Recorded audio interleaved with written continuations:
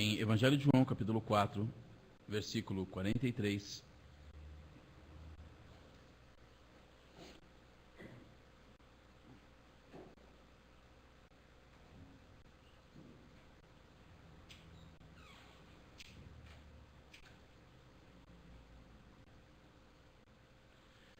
Diz assim a palavra de Deus. E 2 dias depois partiu dali e foi para a Galiléia, porque Jesus mesmo testificou que um profeta não tem honra na sua própria pátria. Chegando, pois, a Galiléia, os galileus o receberam, porque viram todas as coisas que fizera em Jerusalém no dia da festa, porque também eles tinham ido à festa. Segunda vez foi Jesus a Caná da Galiléia, onde da água fizera vinho. E havia ali um oficial do rei, cujo filho estava enfermo em Cafarnaum. Ouvindo este que Jesus vinha da Judéia para a Galiléia, foi ter com ele, e rogou-lhe que descesse e curasse o seu filho, porque já estava à morte. Então Jesus lhe disse: se não virdes sinais e milagres, não crereis? Disse-lhe o oficial: Senhor, desce antes que meu filho morra. Disse-lhe Jesus: vai, o teu filho vive. E o homem creu na palavra que Jesus lhe disse, e partiu. E descendo ele, logo saíram-lhe ao encontro os seus servos, e lhe anunciaram, dizendo: o teu filho vive. Perguntou-lhes, pois, a que hora se achara melhor? E disseram-lhe: ontem, às 7 horas, a febre o deixou. Entendeu, pois, o pai que era aquela hora a mesma que Jesus lhe disse: o teu filho vive. E creu ele e toda a sua casa. Jesus fez este segundo milagre quando ia da Judéia para a Galiléia. Depois disto havia uma festa entre os judeus, e Jesus subindo a Jerusalém. Ora, em Jerusalém há próximo à porta das ovelhas um tanque chamado em hebreu Betesda, o qual tem 5 alpendres. Neste jazia grande multidão de enfermos, cegos, mancos, ressecados, esperando o movimento das águas. Porquanto um anjo descia em certo tempo ao tanque e agitava a água. E o primeiro que ali descia, depois do movimento da água, sarava de qualquer enfermidade que tivesse. E estava ali um homem que havia 38 anos e se achava enfermo. E Jesus, vendo este deitado e sabendo que estava neste estado havia muito tempo, disse-lhe: queres ficar são? O enfermo respondeu-lhe: Senhor, não tenho homem algum que, quando a água é agitada, me ponha no tanque. Mas, enquanto eu vou, desce outro antes de mim. Jesus disse-lhe: levanta-te, toma tua cama e anda. Logo aquele homem ficou são, e tomou a sua cama e partiu. E aquele dia era sábado. Então os judeus disseram àquele que tinha sido curado: é sábado, não te é lícito levar a cama. E ele respondeu-lhes: aquele que me curou, ele próprio disse: toma tua cama e anda.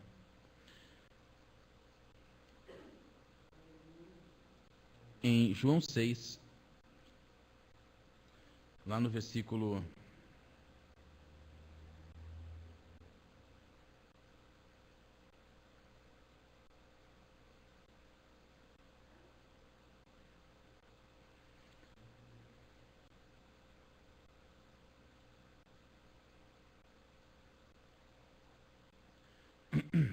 5 em diante.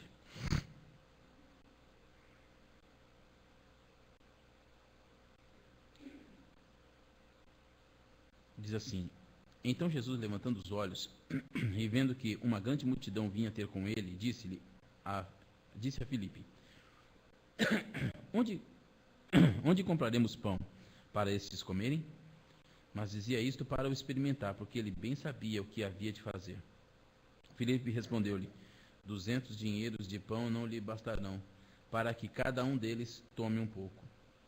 E um dos seus discípulos, André, irmão de Simão Pedro, disse: está aqui um rapaz que tem 5 pães de cevada e 2 peixinhos, mas que é isto para tantos? E disse Jesus: mandai assentar os homens. E havia muita relva naquele lugar. Assentaram-se, pois, os homens em número de quase 5.000. E Jesus tomou os pães e, havendo dado graça, repartiu pelos discípulos, e os discípulos pelos que estavam sentados, e igualmente também os peixes, quanto eles queriam. E quando estavam saciados, disse aos seus discípulos: recolhei os pedaços que sobejaram, para que nada se perca. Recolheram-no, pois, e encheram 2 cestos de pedaços de 5 pães de cevada, que sobejaram aos que haviam comido. Vendo, pois, aqueles homens o milagre que Jesus tinha feito, diziam: este é verdadeiro profeta, que devia vir ao mundo. Sabendo, pois, Jesus que havia de vir arrebatá-lo para o fazerem rei, tornou a retirar-se, ele só, para o monte.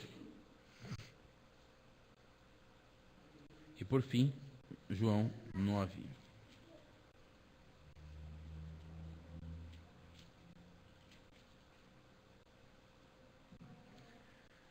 E passando Jesus, viu um homem cego de nascença, e os seus discípulos lhe perguntaram, dizendo: Rabi, quem pecou, este ou seus pais, para que nascesse cego?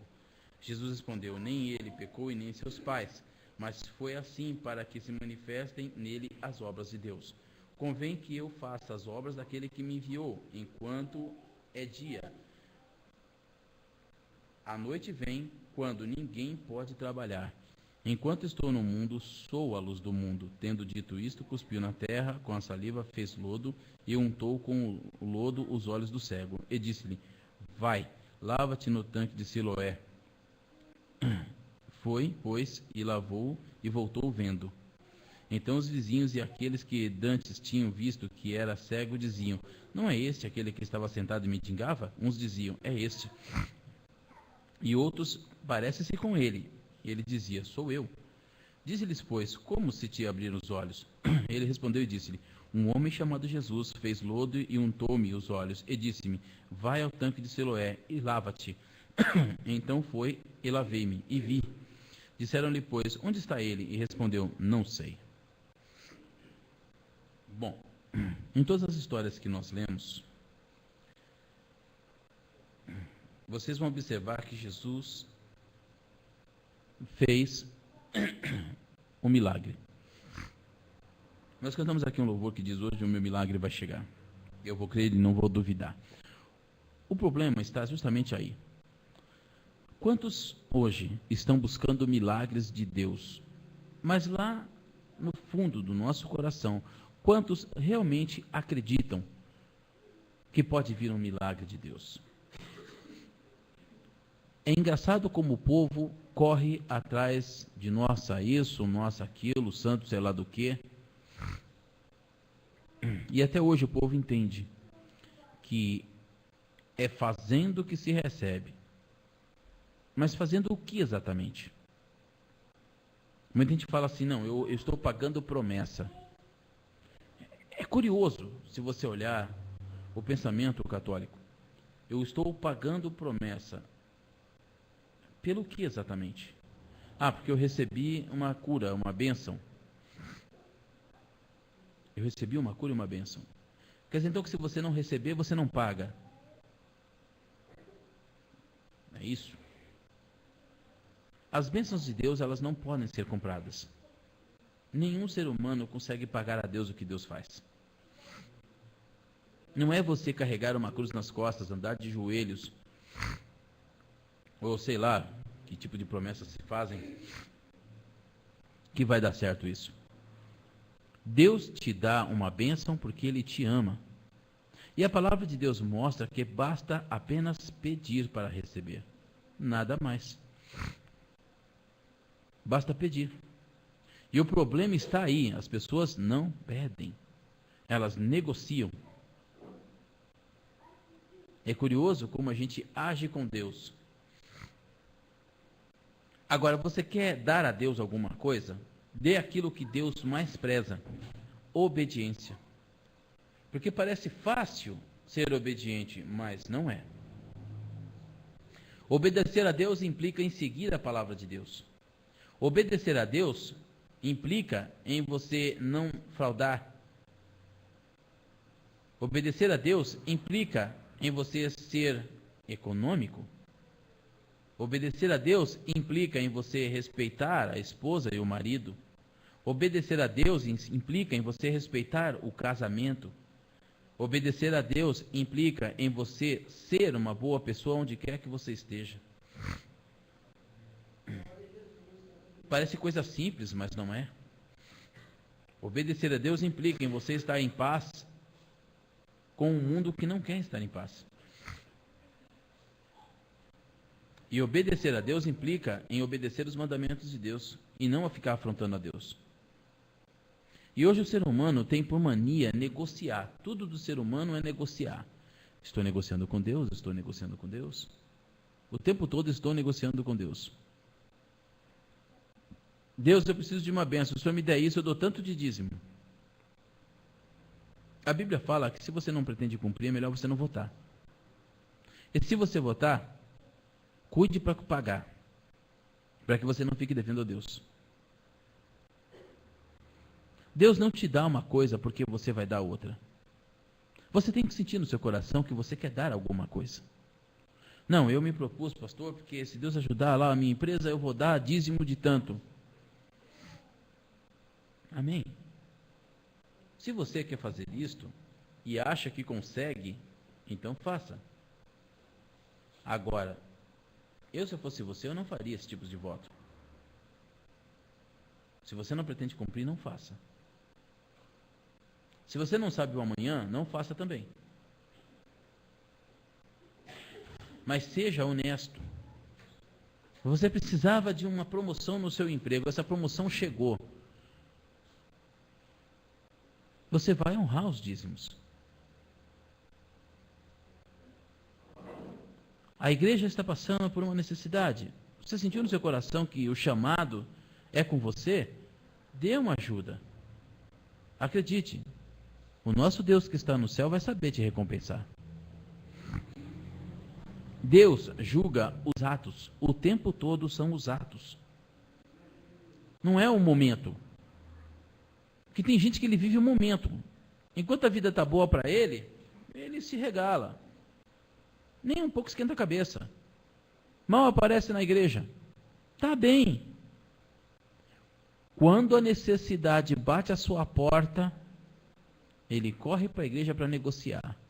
Deus, se o Senhor tirar essa luta da minha vida, eu faço isto. Às vezes Deus faz esse tipo de atendimento. Porque de repente o que ele está propondo é uma coisa que a igreja estava precisando. Então Deus fala, tá, eu aceito o teu negócio. Está aqui, ó. E te dá a bênção. Mas uma coisa é garantida. A salvação não está inclusa no pacote. Cuidado. Não negocie com Deus bens. Negocie com Deus a salvação. Porque é algo muito maior. E a salvação você a adquire com obediência. Porque a palavra diz, obediência quero. E não um sacrifício de tolo. Muita gente vive pelo sacrifício, e o sacrifício não traz nada. A não ser o 6 por meia dúzia. Preciso disso, Senhor, eu te dou aquilo. Tudo bem? Muitas igrejas estão cheias de pessoas fazendo promessas e propósitos, e campanhas, e campanhas, e campanhas. E você olha para a pessoa, e você vê que ela tem bastante coisas. Ela prospera materialmente. Mas o comportamento dela, a última coisa que você vê é um cristão ali. Você não vê uma pessoa candidata ao céu. Você vê uma pessoa que vive nas bênçãos de Deus. O candidato ao céu, ele tanto vive as bênçãos de Deus, como ele também vai para o céu. Porque Deus tem prazer naqueles que o amam. E ele continua buscando adoradores que o adorem em espírito e em verdade. É com esses que Deus tem um negócio. É com esses que há um longo prazo de amizade e de amor. É como um banco. Você vai ao banco, você é um cliente que recebe o pagamento e saca tudo. Não deixa nada lá, não guarda nada, não compra nada do banco. Você acha que o banco tem muito interesse em você? O banco não quer saber muito de você, porque você não é um cara que trabalha com eles.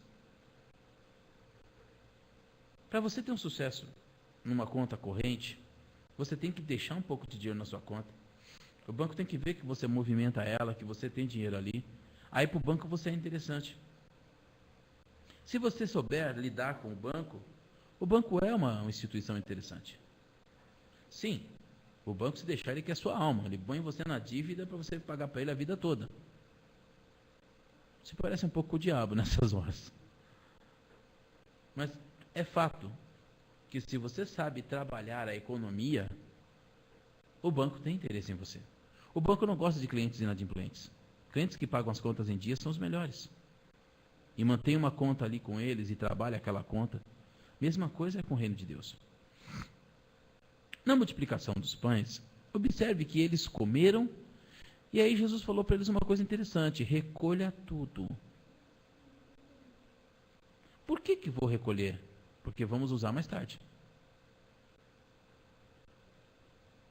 E se deixasse ali, aquela comida ia estragar, não ia? Os peixes? Ia dar bicho. Ia dar outras coisas. O cristão, ele é meio estranho. Ele pede a Deus bênção. Ele vivia uma vida pobre e miserável. Deus pega e o abençoa. O que ele faz então? Começa a comprar um monte de roupas que não precisa. Começa a gastar com coisas que não precisa. Começa a viver de um jeito que não precisa. Até a hora que gasta tudo e volta a ser de novo pobre e miserável. Deus não dá bênção para gente doida. Mas tem gente que realmente gosta de viver uma vida a mil. Trabalha, pega o dinheiro, gasta. Ah, agora eu estou ganhando bem, vou comprar isso, comprar aquilo outro. Espera aí. Que maluquice é essa? E depois fala que Deus não está abençoando, porque ele fez mais dívidas do que ele estava ganhando. Estranho isso. Você não pode viver uma vida de maluquices, você tem que viver uma vida centrada. Você tem que viver uma vida onde você tem o controle dela. Uma vida sem controle é um trem desgovernado e ele pode descarrilhar, pode bater ou pode machucar. E por que um trem? Porque ele é grande, pesado, não vai sair daquele rumo, a menos que um desvio seja acionado. Então, dependendo do rumo que você escolhe para a sua vida, você vai em direção ao fim, e não à prosperidade. Jesus fez vários milagres. O dos pães é a prova clara de que a fome não cercará o povo de Deus. Nos outros, você vai encontrar ali, por exemplo, no caso do filho do oficial, você às vezes não tem condições de estar com a tua família, mas você tem condições de estar com Deus. Você pode pedir pela sua família, porque o teu Deus te ouve, e Ele vai interceder pela sua família, sim. Eu quero até falar sobre pessoas que às vezes perdem as esperanças. Deus pode reconstituir casamento? Pode. Deus pode reconstituir casamento, por mais perdido que esteja, pode. Mas como que Deus vai trabalhar se você atravessa o plano de Deus o tempo todo? Este homem, ele estava preocupado. O Senhor precisa ir ver meu filho. E Jesus deixou claro a ele que não, eu não preciso ir ver. O que eu preciso é querer. E o que você precisa é querer também. Igreja, nós precisamos querer. Nós precisamos querer ter uma vida financeira boa. Não estou dizendo aqui ser rico. Eu sou meio cauteloso com esse negócio de ser rico. Não que ser rico seja ruim, mas é complicado demais. Não complique a vida. Não vale a pena.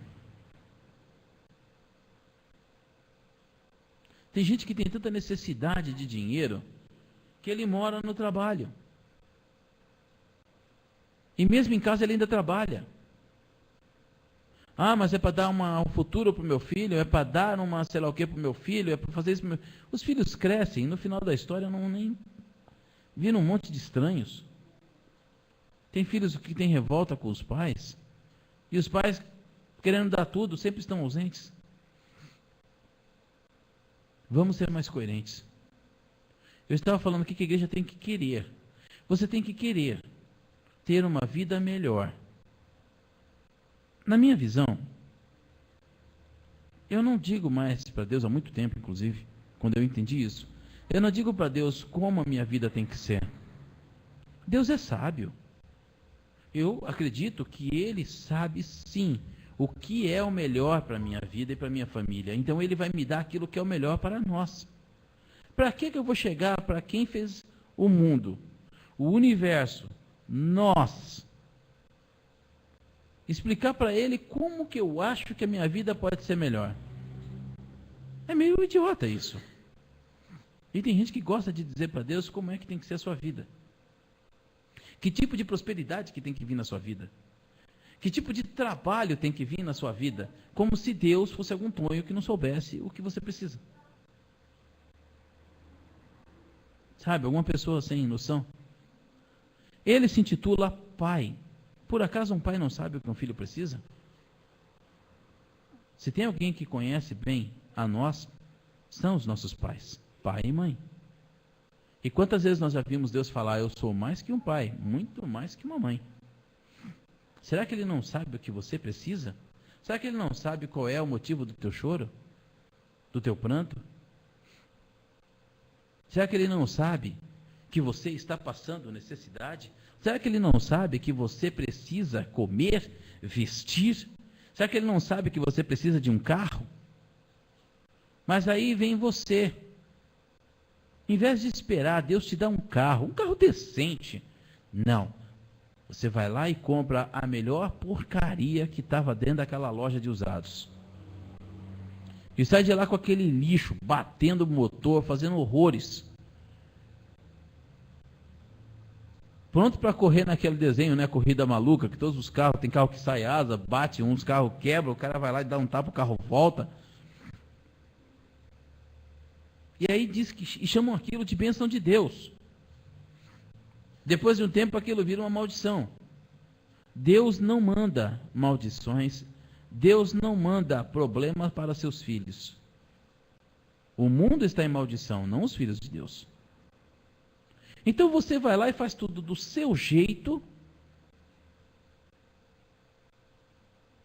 se empenha do seu jeito, negocia do seu jeito, força tudo do seu jeito, e aí quando você pega aquele desastre, você glorifica a Deus. Depois de um tempo, aquilo realmente mostra que era um desastre, e você fica chateado com Deus. E quer culpá-lo. Mas foi você que fez tudo.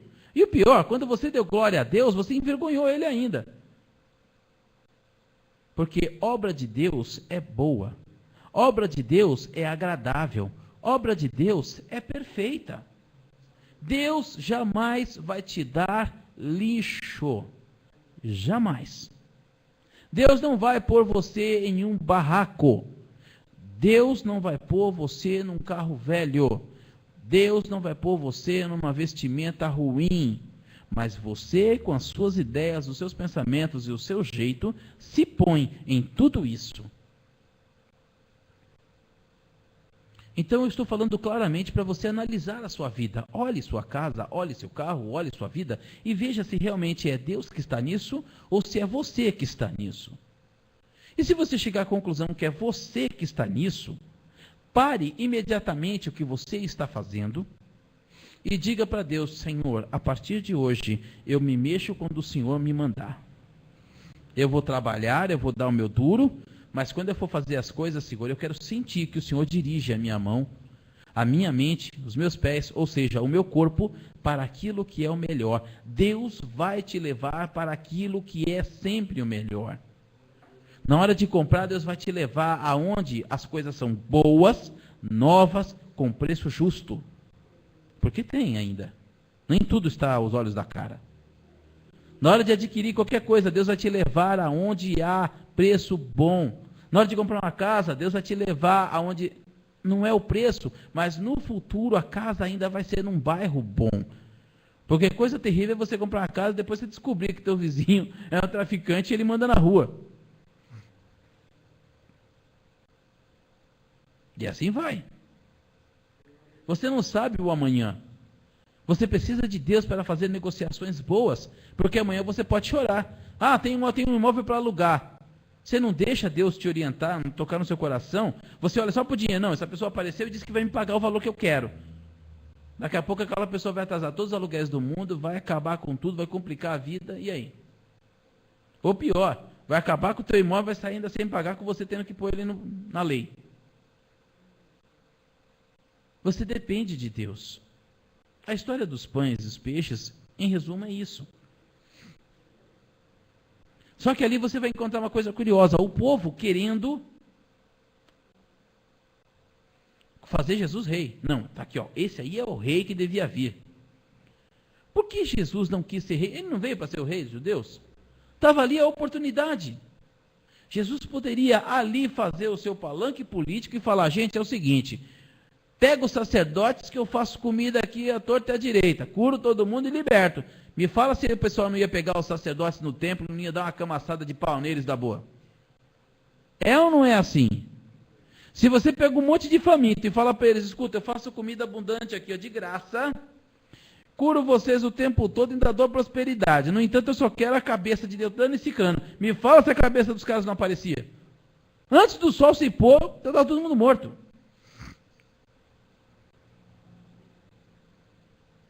Só que novamente seria negociação. E Jesus não quer negociação.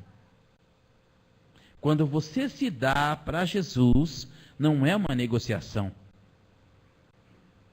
Você se dá para Jesus porque você entende que é a melhor coisa a fazer pela sua vida. Você entende que quando você está se dando para Jesus, você está, na verdade, trazendo para si proteção, amor, paz, prosperidade, ou seja, todos os recursos, porque Ele deu primeiro a sua vida por nós. Aí você vai dizer, mas isso é uma negociação? Não. Negociação é o toma lá da cá. Quando você dá a sua vida a Jesus, você não está querendo nada em troca. O que Ele te der é lucro. Se Ele falar, olha, eu não vou te dar nada, a não ser amor, estou no lucro. Porque se você parar para pensar, nós estamos devendo muito a Deus. E estamos devendo muito a Jesus. Foi Ele que se deu por nós, não nós que nos demos para Ele. Então, nós devemos muito a Ele. Quando eu me dou, na verdade eu só estou dando um pedacinho ainda do muito que eu posso dar a Ele, se eu verdadeiramente me entregar de todo o meu coração, para que Ele possa fazer comigo o que Ele bem quiser. Aí a coisa muda. Eu não vou chegar para Ele e falar, Senhor, o Senhor me dá isso, eu te dou aquilo. Ó, Senhor, se o Senhor me der isso, eu vou fazer assim, tá? Senhor, tudo que eu tenho, a única coisa neste mundo que eu tenho, é a minha vida, a minha alma, e isto eu te dou. Faz um milagre em minha vida. Não há maior milagre do que o Espírito Santo de Deus entrar na sua vida, mudar o seu coração e te tornar uma pessoa melhor. Daquilo que você era, não importa, viciado, drogado, bêbado, sei lá o que mais, prostituto, prostituta, não importa. Não há maior milagre do que tirar você do pior lugar do mundo e trazer você para o melhor lugar no mundo, a Igreja de Deus. Aonde você vai encontrar irmãos que te amam, aonde você vai encontrar pessoas que te respeitam, aonde você vai encontrar pessoas que querem te ajudar e se ajudar, e principalmente pessoas que querem entrar um dia no céu como uma família. Não há preço para essas coisas. Não há preço. Então, eu quero finalizar dizendo, o verdadeiro milagre de Jesus não foi multiplicar os pães. Não foi falar para o filho daquele homem, olha, vai que teu filho vive. Não foi dar visão ao cego. Mas o maior milagre de Jesus foi morrendo na cruz, lá no passado, fazer com que milhões de pessoas no mundo vissem que não houve maior amor do que aquele. E hoje o seguem por amor e fidelidade àquele sacrifício. Nós o seguimos por amor. Isto já é uma grande negociação.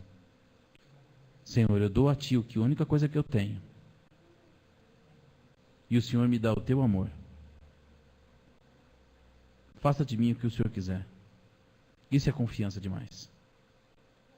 E mais do que isso, dizer para Deus, faça comigo o que o Senhor quiser, significa que você vai obedecer. Se ele falar, escuta, eu tenho uma ideia que eu vou te mandar para tal lugar e lá você vai morrer. Torturado. Para muita gente, isso é uma honra. Hoje, para muita gente, isso é loucura. Cuidado quando você der a sua vida a Deus. Deus não precisa do seu dinheiro, Deus não precisa de campanhas malucas, Deus não precisa que você pegue uma toalha na igreja e ponha sobre o local enfermo. Esses dias eu estava vendo um negócio assim numa igreja, eu achei curioso e absurdo tudo ao mesmo tempo. Né? Pega lá o sangue de Cristo, pega lá uma toalha, pega lá uma almofada, pega lá não sei o que, pega lá um lenço, pega isso, pega aquilo. Em vez de você ficar pegando coisas e usando uma fé inútil, faça algo útil. Creia tão somente em Deus. Creia em Jesus. E siga em obediência. E você verá que todos os milagres de Jesus se cumprirão na sua vida. Se houver alguém enfermo, ele ficará curado. Se houver inimizades e problemas, será colocado a paz. Se houver a miséria, Deus trará prosperidade. Porque ele ainda não morreu neste mundo, está presente aqui. Mas continua procurando adoradores. Amém? Todos os pés.